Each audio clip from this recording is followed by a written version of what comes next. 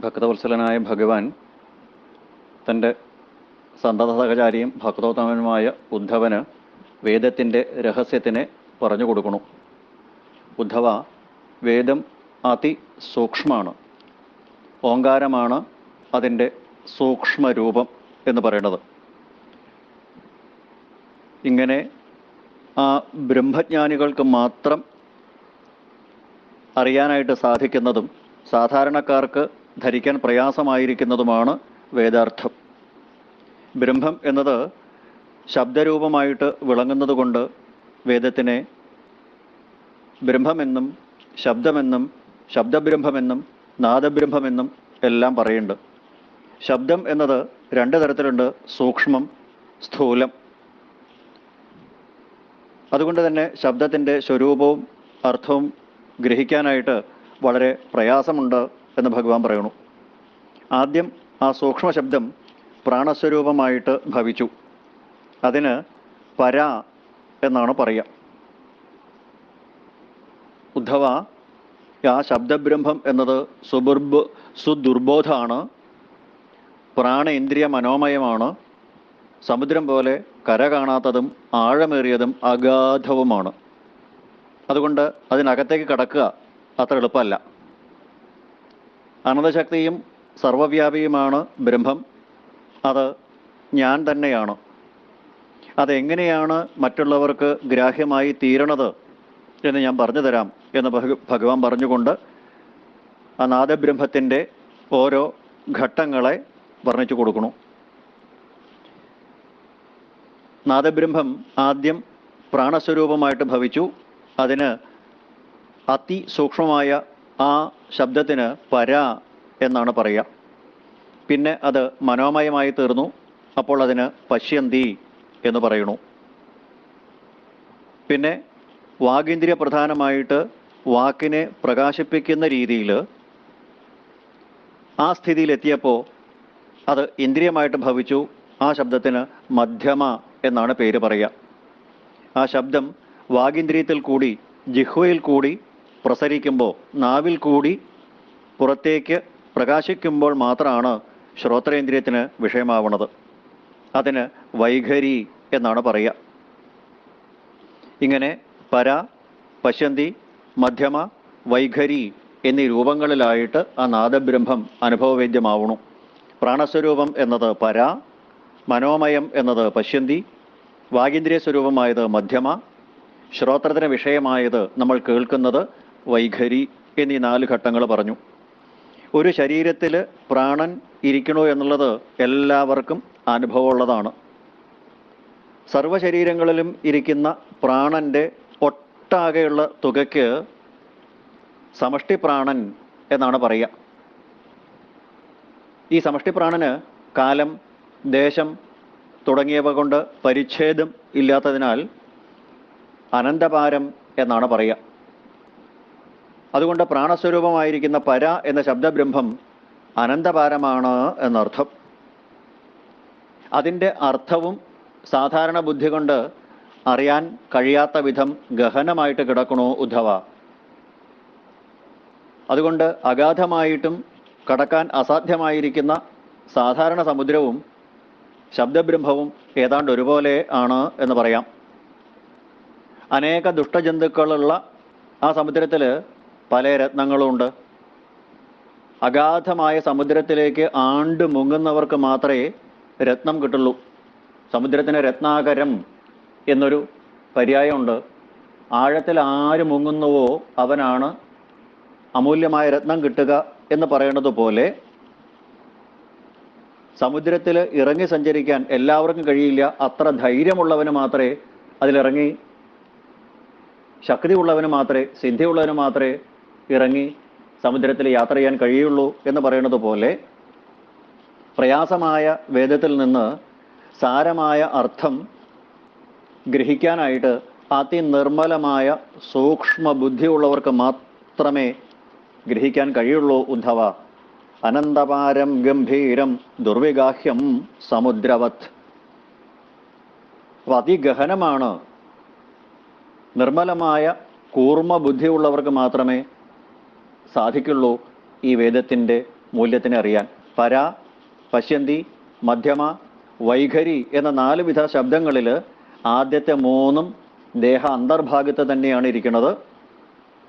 വൈഖരി എന്നത് മാത്രമേ അറിയണുള്ളൂ. ആദ്യത്തെ 3 സ്വരൂപമോ അർത്ഥമോ എന്തെന്ന് തന്നെ അറിയാൻ സാധിക്കില്ല. വൈഖരി എന്ന ശബ്ദത്തിനെ മനുഷ്യൻ ഉച്ചരിക്കണു, അതിൻ്റെയും ശരിയായ അർത്ഥം എല്ലാവർക്കും അറിയാൻ സാധിക്കില്ല ഉദ്ധവ എന്നാണ് ഭഗവാൻ പറയണത്. അതുകൊണ്ട് വേദാർത്ഥത്തിനെ ഓരോരുത്തർ ഓരോ വിധം വ്യാഖ്യാനിക്കണു. കാരണം ആവക വ്യാഖ്യാതാക്കളുടെ ബുദ്ധിക്ക് അതിൻ്റെ ശരിയായ അർത്ഥം അറിയാൻ ശക്തിയില്ല എന്നത് തന്നെ. ഓരോരുത്തരും അവനവൻ്റെ ധിഷണയ്ക്കനുസരിച്ച്, ഓരോരുത്തരുടെ ബുദ്ധി അനുസരിച്ച് ഓരോ തരത്തിൽ പറയണു. അപ്പം ഇങ്ങനെ പ്രാണേന്ദ്രിയ മനോമയമായിരിക്കുന്ന ആ നാദബ്രഹ്മം വൈഖരി എന്ന രൂപത്തിലായിട്ട് മാറുന്നു. ഇതാണ് വേദത്തിൻ്റെ സാമാന്യ സാരം. ഈ വേദമെന്നത് സമുദ്രം പോലെ കര കാണാത്തതാണ്, അഗാധമാണ്. ഈ ശബ്ദരാശി വേദം എന്നത് 3 കാണ്ഡങ്ങളായിട്ട് വിഭജിക്കപ്പെട്ടിരിക്കുന്നു. കർമ്മകാന്ഡം, ഉപാസനാകാന്ഡം, ജ്ഞാനകാന്ഡം. ഈ 3 കാണ്ഡവും ബ്രഹ്മാത്മവിഷയം തന്നെയാണ്. എന്ന് പറഞ്ഞാൽ ഉദ്ധവ, ഈ ജഗത്ത് ഏതിൽ നിന്ന് ഉണ്ടായോ, ഏതൊരു ശക്തി കൊണ്ട് പടർന്നു പന്തലിച്ചുവോ അതാണ് ബ്രഹ്മം. അതുകൊണ്ട് ഏതിനാൽ ഇതെല്ലാം വ്യാപ്തമായിരിക്കുന്നുവോ അത് ആത്മാവ്. ബ്രഹ്മവും ആത്മാവും ഒന്ന് തന്നെ. ബ്രഹ്മേതി പരമാത്മേതി ഭഗവാൻ ഇതി ശബ്ദതേ എന്ന് പ്രഥമസ്കന്ധത്തിൽ പറഞ്ഞത് തന്നെ. അപ്പോൾ 3 കാണ്ഡങ്ങളുള്ള വേദത്തിൻ്റെ പരമ രഹസ്യം ഇതാണ്. പക്ഷെ ഈ വേദം സാധാരണക്കാർക്ക് സുഗ്രഹമാവാത്തത് പരോക്ഷവാദോ വേദോയം എന്ന് നേരത്തെ പറഞ്ഞു തന്നെയാണ്. ഋഷിമാരുടെ മുഖങ്ങളിൽ നിന്നാണ് ഈ ശബ്ദരാശി വേദം പുറത്തു വരുന്നത്. അതുകൊണ്ടാണ് വേദത്തിന് ശ്രുതി എന്ന പേര്. മുഖത്തോട് മുഖം അറിയുന്നതാണ്. പറയുന്ന വക്താവിൻ്റെ ജിഹ്വയിൽ നിന്ന് ശ്രോതാവിൻ്റെ ശ്രോതൃപുടങ്ങളിലേക്ക് പതിക്കണു. അതുകൊണ്ട് ശ്രുതി എന്ന പേര് വേദത്തിന്. ഈ ഋഷീശ്വരന്മാർ, ഈ വേദജ്ഞര് പരോക്ഷപ്രിയരാണ്. ദേവന്മാരും പരോക്ഷപ്രിയരാണ്. ഐതരേയോപനിഷത്തിൽ പറയും, പരോക്ഷപ്രിയ ഇവാഹി ദേവാ. ഭഗവാൻ പറയണു, ഞാനും പരോക്ഷപ്രിയനാണ് ഉദ്ധവ, പരോക്ഷം ച മമ പ്രിയം. ഭഗവാനും ഋഷിമാരും എല്ലാം പരോക്ഷമായിട്ടാണ് പറയണത്. എന്നാൽ ശുദ്ധചിത്തന്മാരായിരിക്കുന്ന നിർമ്മല ബുദ്ധിയുള്ള വിരക്തന്മാർക്ക് അതിൻ്റെ താല്പര്യം ഗ്രഹിക്കാനായിട്ട് കഴിയും. കാരണം അവരുടെ ബുദ്ധി പല ഭാഗങ്ങളിലേക്കായിട്ട് ചിതറിപ്പോണില്ല. സംസാരികളുടെ ബുദ്ധിയും മനസ്സും പല ഭാഗങ്ങളിലേക്ക് ഇന്ദ്രിയ വിഷയങ്ങളിലേക്ക് ചിതറിപ്പോകുന്നത് കൊണ്ട് വേദാർത്ഥ സാരം ഗ്രഹിക്കാനായിട്ട് അവർക്ക് ശ്രദ്ധ നിൽക്കണില്ല, ബുദ്ധി നിൽക്കണില്ല, അതിനുള്ള ധിഷണ അവർക്കുണ്ടാവണില്ല എന്നർത്ഥം. അപ്പോൾ പലരും പലതരത്തിലാണ് വേദത്തിനെ ഗ്രഹിക്കുന്നത്. ശുദ്ധചിത്തന്മാർ അതിൻ്റെ ഗ്രാഹ്യം, അതിൻ്റെ അർത്ഥം ഗ്രഹിക്കാൻ കഴിയും. പക്ഷേ സംസാരികൾക്ക് ദുർഗ്രഹമാവും. ഉദാഹരണം പറഞ്ഞാൽ, ഒരേ ഒരു വസ്തു പല കണ്ണാടികളിൽ പ്രതിബിംബിക്കുന്നത് പല മട്ടിലാവണം. കാരണം ചില കണ്ണാടികളിൽ പൊടി പിടിച്ചിട്ടുണ്ടാവും, മാലിന്യങ്ങളുണ്ടാവും. അപ്പോൾ പ്രതിബിംബം മങ്ങിയായിട്ടാണ് കാണുക. അത് ബിംബത്തിൻ്റെ കുഴപ്പമല്ല, ഉപാധിയാകുന്ന കണ്ണാടിയുടെ കുഴപ്പമാണ്. അപ്പോൾ നല്ല പ്രതിബിംബന ശേഷിയുള്ള തെളിഞ്ഞ കണ്ണാടിയിൽ ബിംബത്തിനെ വ്യക്തമായിട്ട് കാണും. ഇതുപോലെ ചിത്തം ശുദ്ധമാണെങ്കിൽ വേദരഹസ്യം ഗ്രഹിക്കാനായിട്ട് പറ്റും. ഭഗവാൻ പറഞ്ഞു, അന്തര്യാമിയായിട്ടിരിക്കുന്നുവെങ്കിലും അപരിച്ഛിന്നനായിട്ട്, വികാരരഹിതനായിട്ട്, അനന്തശക്തിമാനായിട്ട് ശബ്ദത്തിൽ അധിവസിക്കുന്ന ഞാൻ, നാദബ്രഹ്മമായ ഞാൻ സകല ഭൂതങ്ങളിലും നാദരൂപേണ സ്ഥിതി ചെയ്യണു എന്ന് അതിസൂക്ഷ്മബുദ്ധികളായ മനീഷികൾ മാത്രം ധരിക്കണം. താമരത്തണ്ടിനുള്ളിൽ എത്രയും സൂക്ഷ്മമായിരിക്കുന്ന നൂലെന്ന പോലെയാണ് ദേഹാന്തർഭാഗത്ത് ശബ്ദരൂപേണ ഞാൻ വസിക്കുന്നത് എന്ന് സർവസംഗപരിത്യാഗികളായ മഹാമനീഷികളായ യോഗികൾ മനസ്സിലാക്കണു. ഇങ്ങനെ താമരവളയങ്ങളിലെ നൂലെന്നതുപോലെ സർവഭൂതങ്ങളിലും ഘോഷരൂപേണ ഞാൻ അറിയപ്പെടുകയാണ്. ഓങ്കാരസ്വരൂപനായിട്ട് സ്ഥിതി ചെയ്യണു ഭഗവാൻ അഥവാ ബ്രഹ്മം. ഈ നാദം ശ്രോത്രേന്ദ്രിയത്തിന് ഗ്രാഹ്യമല്ല. ഏകാന്ത ധ്യാനനിരതരായ യോഗീശ്വരന്മാർ മാത്രം അന്തശ്രോത്രം കൊണ്ട്, ഉൾക്കർണം കൊണ്ട് ഈ നാദസ്വരൂപത്തിനെ അറിയണു. ഓങ്കാരസ്വരൂപമായിരിക്കുന്ന ഈ ആത്മാവല്ലാതെ മറ്റൊന്നും അവരുടെ ദൃഷ്ടിയിലില്ല. കാരണം മനസ്സിനെയും ഇന്ദ്രിയങ്ങളെയും നിയന്ത്രിച്ചവരാണ് അവർ. ഭഗവാൻ മറ്റൊരു ഉദാഹരണം കൂടെ പറയണു. യഥോർണനാഭിർഹൃദയാൽ ഊർണാമുദ്ദമതേ മുഖാത് ആകാശാൽ ഘോഷവാൻ പ്രാണോ മനസാ സ്പരിശരൂപിണ. എട്ടുകാലി സ്വന്തം ഹൃദയത്തിൽ നിന്ന് മുഖത്തിലൂടെ എങ്ങനെ മാറാലെ സൃഷ്ടിക്കുന്നുവോ അതുപോലെ നാദസ്വരൂപനായ പ്രാണൻ ആകാശത്തിൽ നിന്ന് സ്പർശരൂപിയായിരിക്കുന്ന മനസ്സിലൂടെ വാക്കിനെ സൃഷ്ടിക്കുകയാണ്. ശബ്ദത്തിൻ്റെ ആദ്യത്തെ 3 രൂപവും ബഹുസൂക്ഷ്മമായതുകൊണ്ട് അതിസൂക്ഷ്മ ബുദ്ധികൾ മാത്രമേ അവയെ ഗ്രഹിക്കുള്ളൂ എന്ന് ഭഗവാൻ ആദ്യം പറഞ്ഞു. ഇനി ആ വൈഖരി എന്ന ശബ്ദത്തിൻ്റെ ഉൽപ്പത്തിയാണ് ഭഗവാൻ പറയണത്. എല്ലാവരും വ്യവഹരിക്കുന്ന ഈ വാക് വ്യാപാരം വൈഖരി വൃത്തി കൊണ്ടാണ് നിർവഹിക്കപ്പെടുന്നത്. മറ്റുള്ളവർ അറിയുന്നത് നമ്മൾ ജിഹ്വ എന്ന നാവ് കൊണ്ടുണ്ടാക്കുന്ന ശബ്ദം കൊണ്ടാണ് എന്നർത്ഥം. എട്ടുകാലി അഥവാ ഊർണനാഭി അതിൻ്റെ ശരീരത്തിൽ നിന്ന് വരുന്ന അതിസൂക്ഷ്മമായ നൂലിനെ കൊണ്ടുവന്നിട്ട് അത് വലകെട്ടി അതിനുള്ളിലിരിക്കും. അപ്പോൾ സ്വന്തം ശരീരത്തിൻ്റെ ഉള്ളിൽ നിന്ന് നൂല് പോലെ അതിനേർത്തതായിട്ട് പുറത്തേക്ക് വരുന്ന ആ തന്തുകൊണ്ട് വല കെട്ടുന്നത് പോലെ ആണ് വാക്കിൻ്റെയും ഉൽപ്പത്തി. പ്രാണനാകുന്ന ഉപാധിയിൽ കൂടി അനുഭവപ്പെടുന്ന സമഷ്ടി ചൈതന്യത്തിന് ഹിരണ്യഗർഭൻ എന്നാണ് പേര് പറയുക.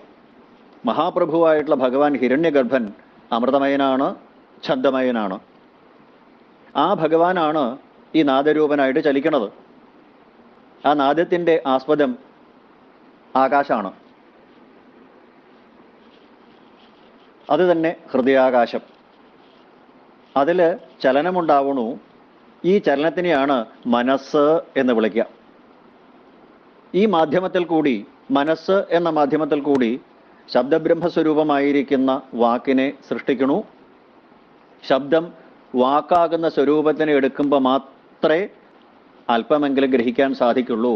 പര, പശ്യന്തി, മധ്യമ 3ഉം ഗ്രഹിക്കാനായിട്ട് സാധിക്കില്ല. ശബ്ദമായിട്ട് വൈഖരിയായിട്ട് പുറത്തു വരുമ്പോഴേ അത് ഗ്രഹിക്കാനായിട്ട് സാധിക്കുള്ളൂ. ഈ വാക്കുകൾ അക്ഷരങ്ങളുടെ ചേർച്ച കൊണ്ടുണ്ടാവണു. അതിനാൽ ശബ്ദം അക്ഷരങ്ങളായിട്ട് ഭവിച്ചു. ഇങ്ങനെ ക മുതൽ മാ വരെയുള്ള അക്ഷരങ്ങൾ, വർണ്ണങ്ങൾ എല്ലാം ഉണ്ടായി ഉദ്ധവ എന്ന് പറയണു. ഛന്ദോമയനും അമൃതമയനുമായിട്ടുള്ള പ്രഭു അനേക മാർഗങ്ങളോട് കൂടിയ വാക്കിനെ സൃഷ്ടിക്കുന്നത്. ആ വാക്കുകളിലെ സ്പർശങ്ങൾ, സ്വരങ്ങൾ, ഊഷ്മാക്കൾ, അന്തസ്ഥങ്ങൾ തുടങ്ങിയവയുണ്ട്. പിന്നെ 4 അക്ഷരങ്ങൾ ഏറി വരുന്ന ഛന്ദസ്സുകളാൽ പല ഭാഷകളായിട്ട് പടർന്നു പന്തലിച്ച് കര കാണാത്തതായ സ്ഥൂലമായ വാക്കിനെ ആ പ്രഭു ഹിരണ്യഗർഭൻ സൃഷ്ടിക്കണു, സ്വയം സംഹരിക്കണു. ഇങ്ങനെയാണ് ആ നാദത്തിൻ്റെ ഉത്ഭവം എന്ന് പറയാം. എട്ടുകാലിയുടെ ഉള്ളിൽ നിന്ന് ഒരു തന്തു വരുന്നത് പോലെയാണ് വാക്കുകളുടെ ഉൽപ്പത്തി. ആ തന്തു ആദ്യം വരുമ്പോൾ അതിസൂക്ഷ്മമാണ്, പുറത്തേക്ക് വരുമ്പോൾ അത് സ്ഥൂലമായ സാമ്രാജ്യം പോലെ ആയിത്തീരണു.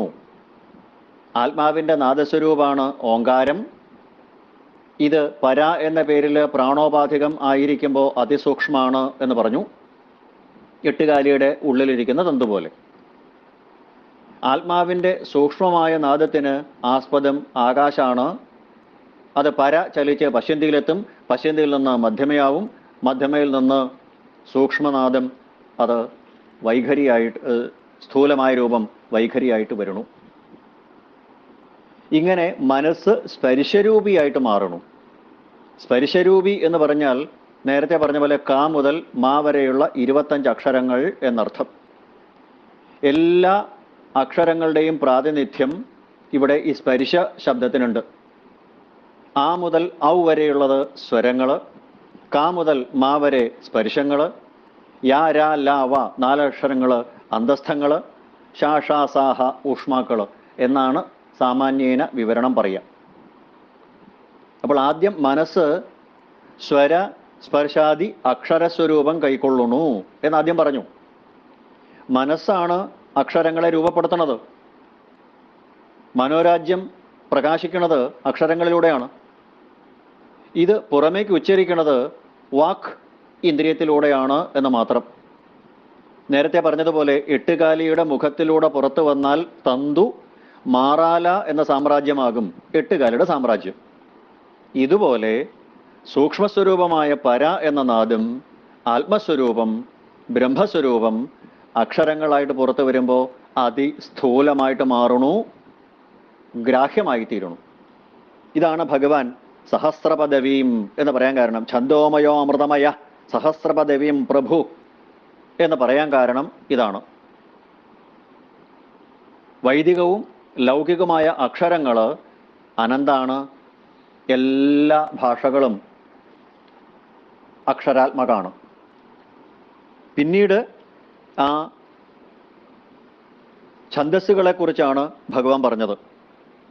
അപ്പം ആദ്യം ഉണ്ടാവുന്നത് ഹൃദയാകാശത്തിൽ നിന്ന് സമഷ്ടി സൂക്ഷ്മസ്വരൂപമായ വേദം.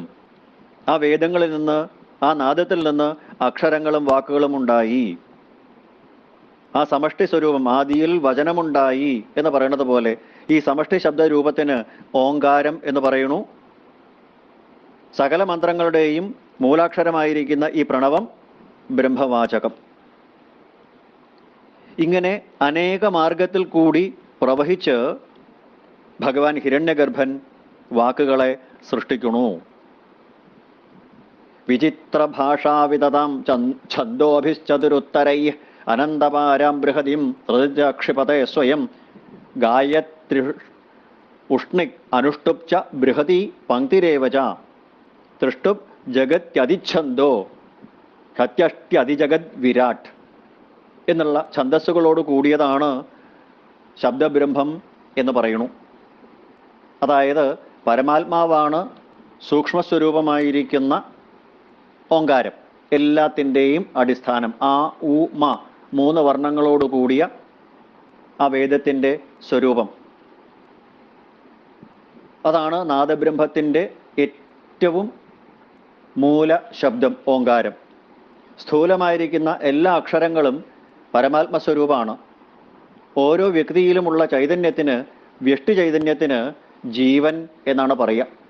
ബ്രഹ്മാണ്ടത്തിൽ മുഴുവൻ നിറഞ്ഞു നിൽക്കുന്ന ചൈതന്യത്തിന് സമഷ്ടി പ്രാണൻ, സമഷ്ടി ചൈതന്യം ബ്രഹ്മം എന്ന് പറയുന്നു, പരമാത്മാവെന്ന് പറയുന്നു. ഓരോ വ്യക്തിയിലും ഓരോ ശരീരത്തിലും ഉള്ള ചൈതന്യത്തിന് ജീവൻ എന്ന് പറയാം. സമഷ്ടി ചൈതന്യത്തിന് ഹിരണ്യഗർഭൻ എന്ന് പറയുന്നു, വ്യഷ്ടി ചൈതന്യത്തിന് ജീവാത്മാവ് എന്ന് പറയുന്നു. ഛന്ദോമയനായ പ്രഭു ഈ ഹിരണ്യഗർഭൻ തന്നെയാണ്. എല്ലാ അക്ഷരങ്ങളും ഹിരണ്യഗർഭ സ്വരൂപമാണ് ഉദ്ധവ, ഭഗവാൻ പറഞ്ഞു. ലൗകികമായ വാക്കുകൾ ഛന്ദോബദ്ധമല്ല, എന്നാൽ വേദത്തിലെ മന്ത്രങ്ങൾ ഛന്ദോബദ്ധങ്ങളാണ്. ഛന്ദസ് എന്ന് വെച്ചാൽ താളം അഥവാ വൃത്തം, അക്ഷരങ്ങളുടെ എണ്ണം എന്ന് സാമാന്യമായിട്ട് പറയാം. നമ്മൾക്ക് ഏറ്റവും സുപരിചിതമായ ഛന്ദസ് ഗായത്രി, 24 അക്ഷരങ്ങളോട് കൂടിയത് ഗായത്രി, 28 അക്ഷരങ്ങളുള്ളത് ഉഷ്ണിക്ക്, 32 അക്ഷരങ്ങളുള്ള ഛന്ദസ് അനുഷ്ടുപ്പ്, 36 അക്ഷരങ്ങളുള്ളത് ബൃഹതി, 40 അക്ഷരങ്ങളുള്ളത് പങ്ക്തി, 44 അക്ഷരമുള്ളത് തൃഷ്ടുപ്പ്, 46 അക്ഷരമുള്ളത് ജഗതി, 50 അക്ഷരങ്ങളുള്ളത് അതിഛന്ദസ്, 54 അക്ഷരങ്ങളുള്ളത് അത്യഷ്ടി, 58 അക്ഷരങ്ങളുള്ളത് അതിജഗതി, 62 അക്ഷരങ്ങളുള്ളത് അതിവിരാട്. ഇങ്ങനെ 4 അക്ഷരങ്ങൾ കൂടിയിട്ടാണ് ഇവിടെ ഏതാനും ഛന്ദസ്സുകളെ ഭഗവാൻ ഉദാഹരിച്ചത്. ഇവിടെ ഏതാനും ഛന്ദസ്സുകളുടെ പേര് പറഞ്ഞു എന്ന് മാത്രമേ ഉള്ളൂ. ഒരുപാട് ഛന്ദസ്സുകൾ വേറെയുണ്ട്.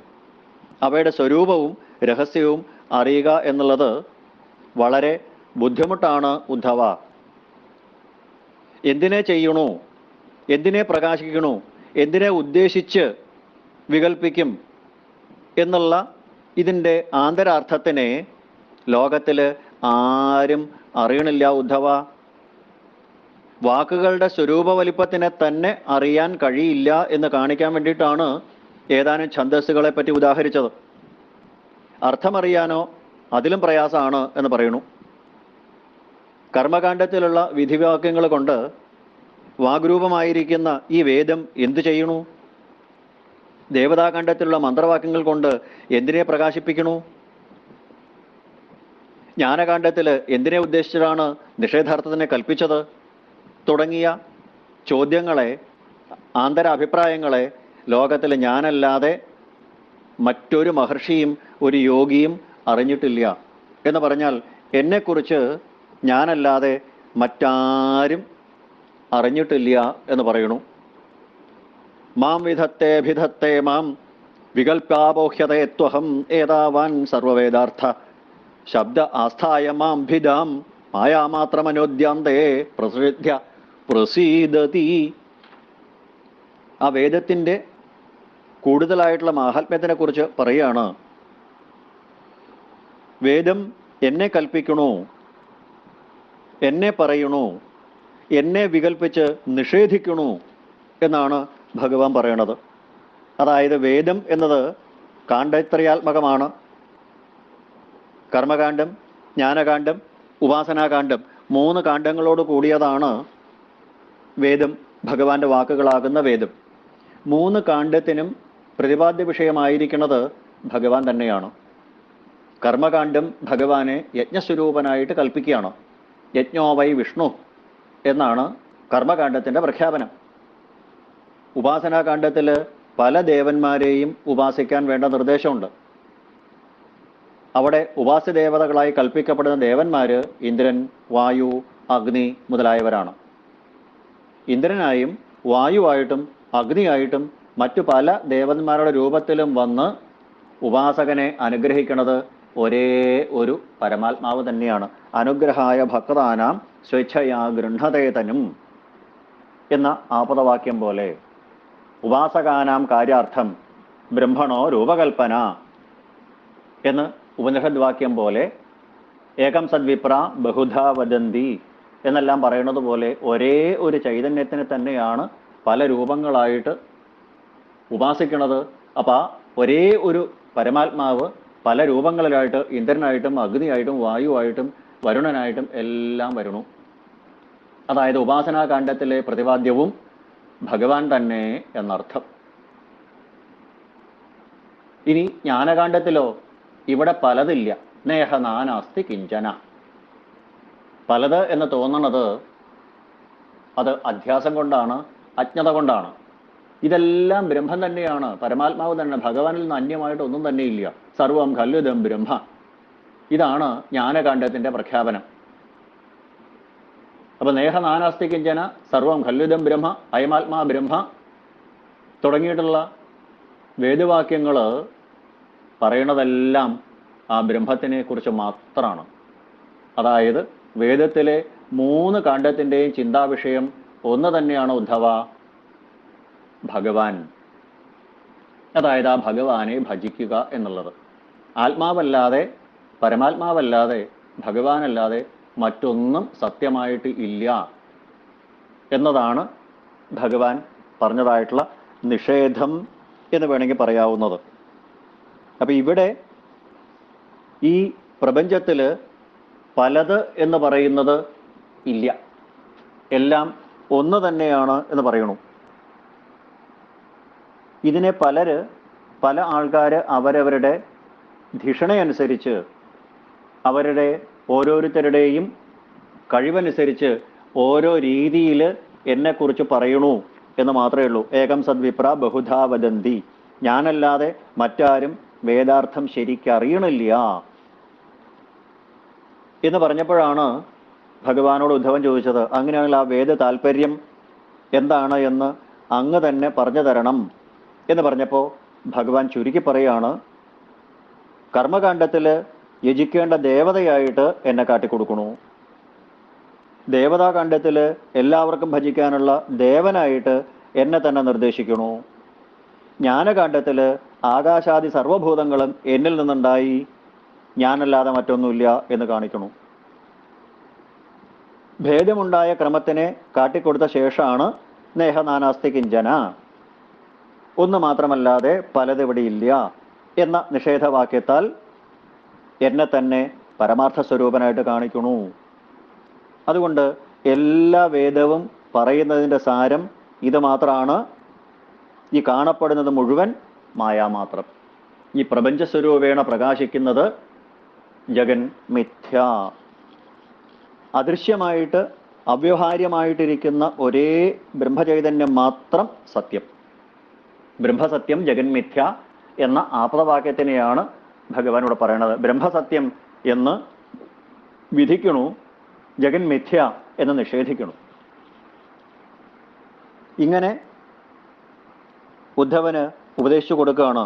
ഓം എന്ന ഒരു വാക്കിനാൽ ഏതിനെ പറഞ്ഞുവോ, ഓമിത്യേകാക്ഷരം ബ്രഹ്മ, ഒരേ ഒരു അക്ഷരം ഓം എന്നൊരക്ഷരം കൊണ്ട് ഏത് ബ്രഹ്മത്തിനെയാണോ വർണ്ണിച്ചത്, അതിൻ്റെ സ്വരൂപത്തിനെ തന്നെയാണ് മറ്റെല്ലാ വാക്കുകൾ കൊണ്ടും വിവരിച്ചത്. ഈ സാരം അറിയാത്തവര് പ്രാണികളെ കൊല്ലണതിനും വേദത്തെ പ്രമാണമാക്കി നിശ്ചയിക്കുകയാണ്. വേദത്തിൽ ഇന്നത് പറഞ്ഞിട്ടുണ്ട്. പക്ഷേ നേരത്തെ നമ്മൾ കണ്ടതുപോലെ പ്രാണിയെ ഹിംസിക്കണം എന്നുണ്ടെങ്കിൽ, മാംസം ആഹാരമാക്കി കഴിക്കണം എന്നുണ്ടെങ്കിൽ യാഗം ചെയ്യൂ. അപ്പം ഇത്ര ക്ലിഷ്ടമായിരിക്കുന്ന യാഗം ചെയ്തിട്ട് വേണം മാംസം ഭക്ഷിക്കാൻ എന്നുണ്ടെങ്കിൽ അതിൽ നിന്ന് ഉപരമിക്കാൻ വേണ്ടിയിട്ട്, പിന്തിരിയാൻ വേണ്ടിയിട്ടാണ് യാഗം കഴിക്കൂ എന്ന് പറഞ്ഞത്. അല്ലാണ്ട് യാഗത്തിൽ പശുവാലംബനം വേണം എന്ന് നിർബന്ധമായിട്ട് പറയണില്ല. പക്ഷെ ഇതറിയാത്ത സംസാരികൾ പ്രാണികളെ കൊല്ലുന്നതിന് വേദത്തിനെ പ്രമാണമാക്കിക്കൊണ്ട് അനേകം യാഗങ്ങൾ ചെയ്യണു. വിഷയസുഖങ്ങളിൽ തൃപ്തിപ്പെടാതെ വീണ്ടും വീണ്ടും അനുഭവിക്കുന്നതിന് വേദത്തിനെ പ്രമാണമാക്കുന്നെങ്കിൽ അത് വേദത്തിൻ്റെ കുറ്റമല്ല, ആ വേദത്തിനെ വ്യാഖ്യാനിക്കുന്ന കുബുദ്ധികളുടെ കുഴപ്പമാണ്. വേദത്തിൽ ഇങ്ങനെ പറഞ്ഞിട്ടുണ്ട് എന്ന് വ്യാഖ്യാതോ വേതി ന കവി എന്നുള്ള രീതിയിൽ ദുർവ്യാഖ്യാനം ചെയ്യുമ്പോഴാണ് ഓരോ കർമ്മങ്ങൾക്കും അതിൻ്റേതായുള്ള വൈകല്യം സംഭവിക്കുന്നത്, പാപം സംഭവിക്കുന്നത് എന്ന് പറഞ്ഞുകൊണ്ടാണ് ഭഗവാൻ അത് ഉപസംഹരിക്കുന്നത്.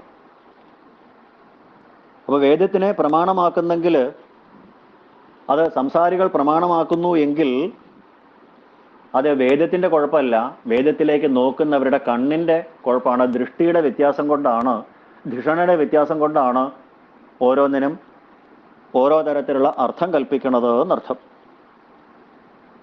സർവഥാ വിഷയവാസനങ്ങളെ ഉപേക്ഷിച്ചിട്ട് സർവാന്തര്യാമിയായിരിക്കുന്ന എന്നെ പ്രാപിക്കാനുള്ള വഴികൾ, നിവൃത്തിമാർഗത്തിനെ ഉപദേശിക്കുന്നത് തന്നെയാണ് വേദത്തിൻ്റെ ആന്തരതത്വം എന്നാണ് ഭഗവാൻ ഇവിടെ ഉദ്ധവന് പറഞ്ഞു കൊടുക്കുന്നത്.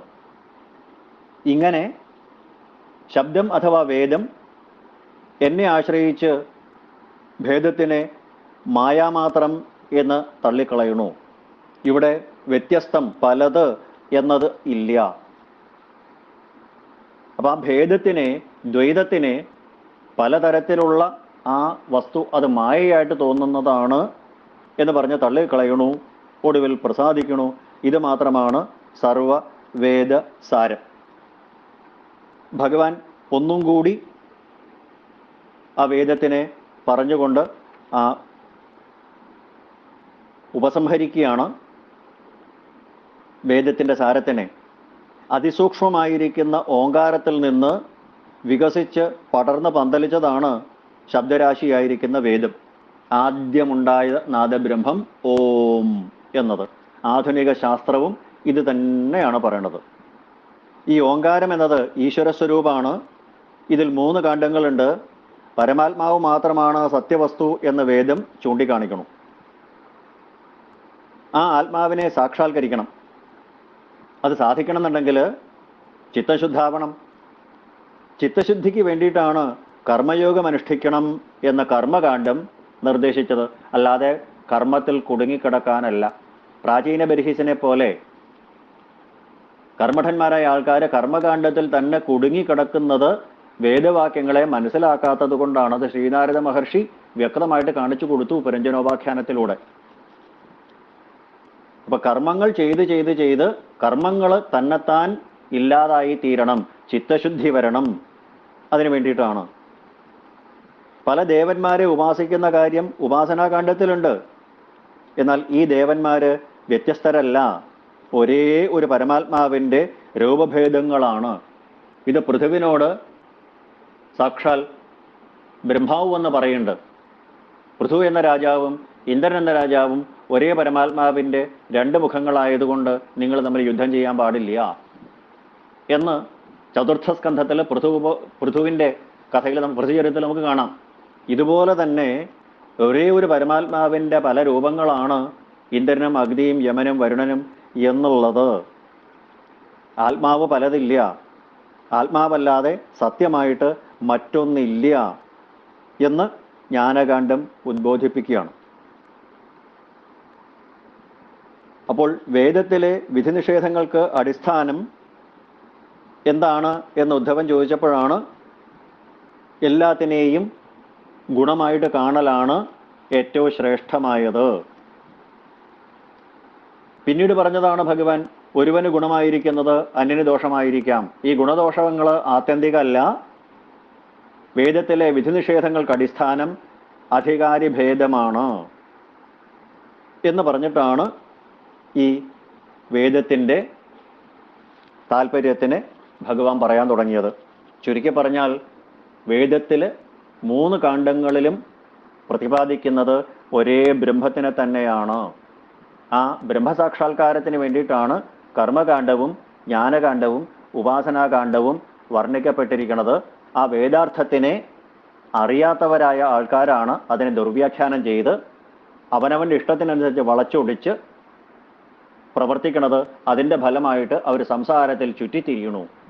എന്നാൽ ഏകാഗ്രമായ മനസ്സോടെയും നിർമ്മലമായ ബുദ്ധിയോടെയും വേദാർത്ഥ വിചാരം ചെയ്യുന്നവൻ അതിലെ 3 കാണ്ഡങ്ങളിലും പറഞ്ഞിരിക്കുന്നത് ഒരേ പരമാത്മാവിൻ്റെ സാക്ഷാത്കാരത്തിനെയാണ് എന്ന് മനസ്സിലാക്കിക്കൊണ്ട് ആ ബ്രഹ്മജ്ഞന്മാര്, യഥാർത്ഥ ബ്രഹ്മജ്ഞന്മാര്, വേദജ്ഞന്മാര് എന്നെ ഉപാസിച്ച് മോക്ഷം പ്രാപിക്കണോ ഉദ്ധവ എന്നാണ് ആ വേദത്തിൻ്റെ പ്രതിപാദ്യ സ്വരൂപത്തിൽ ഭഗവാൻ പറഞ്ഞ് ഉപസംഹരിച്ചത്.